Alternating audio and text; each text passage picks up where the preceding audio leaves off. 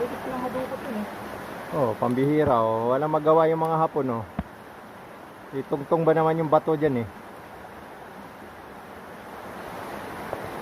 Ganda ng pagkatungtong oh.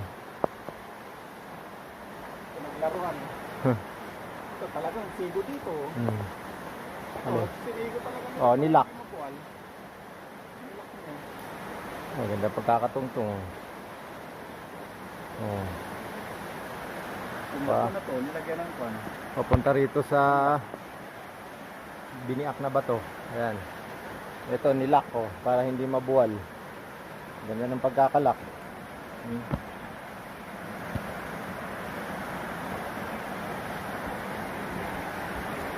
Ayan.